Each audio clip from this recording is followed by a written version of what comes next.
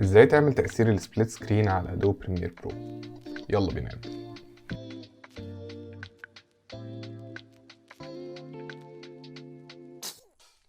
اول حاجة هنعملها هنجيب فيديوهين اللي احنا هنستخدمهم ونحطهم فوق بعض زي ما انا عامل كده، وبعد كده هنختار الفيديو اللي فوق ونروح على افكت كنترولز ونلعب في البوزيشن لغاية ما يبقى في نص الشاشة بالظبط.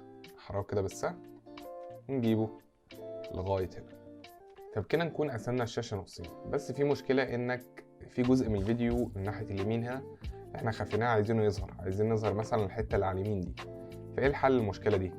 نرجعها تاني زي ما كانت، وبعد كده نروح على افكتس اللي هي هنا كده، نعمل سيرش على افكت اسمه كروب، ناخد الافكت ونعمله دراج اند دروب ونحطه على الفيديو اللي فوق. وركزوا في الحتة دي، الفيديو اللي فوق نضغط عليه ونروح على افكت كنترولز، هنلاقيه موجود هنا ايه الافكت كنترولز بالشكل ده كده. هنلاقي عندنا ايه 4 اوبشنز تحت بعض كده، هنلاقيهم ليفت وتوب ورايت وبوتوم. كروب يعني انت تقطع حته من الفيديو، فانت بيقول لك بقى عايز تقطع من انهي حته، من الشمال ولا من اليمين ولا من فوق ولا من تحت. فهنقطع من الشمال شويه لغايه ما نحس ان هو ايه اتظبط، يعني بالشكل ده كده. وبعد كده نطلع لفوق نروح على البوزيشن نقوم مرجعينه تاني ايه نسنطره في نص الفيديو.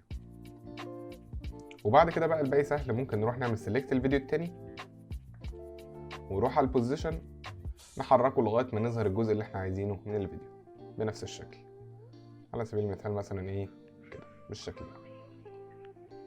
نجرب نشغل الفيديو كده، هنلاقي ايه كل فيديو شغال في الجزء بتاعه من الشاشه.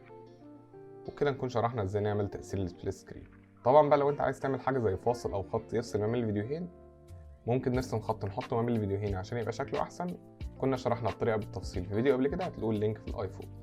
فهنروح على البين تول هنلاقيها السادس تول من تحت، هنضغط عليها وبعد كده نروح لاول فيديو فوق الحته اللي احنا عايزين نرسم عندها الخط، نضغط ضغطه كليك بالماوس ونرسم في اخر الفيديو تحت ايه كمان نقطه. هنلاقيه رسم الخط بتاعنا بالشكل ده. طبعا بقى تلاقي الشكل اتكون اهو، تلاقيه فوق الفيديو. نروح نختار السلكشن تول نعمل سيلكت الفيديو ونحطها على قد الفيديوهين بالظبط بالشكل ده. طبعا بقى انت ممكن تلعب في شكل الخط ده من الافكت كنترولز، تعمل سيلكت للشكل وتروح للافكت كنترولز، هتلاقي في شيب هنا اتكون اهو. هتلاقي بقى كل حاجه لها علاقه بيه، هتلاقي في فيل وستروك.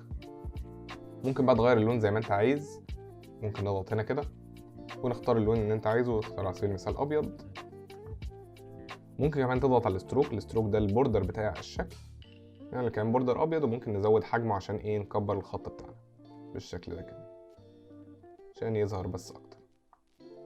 وبس كده، نجرب بقى نشغل فيديو هنلاقيه بقى بالشكل ده.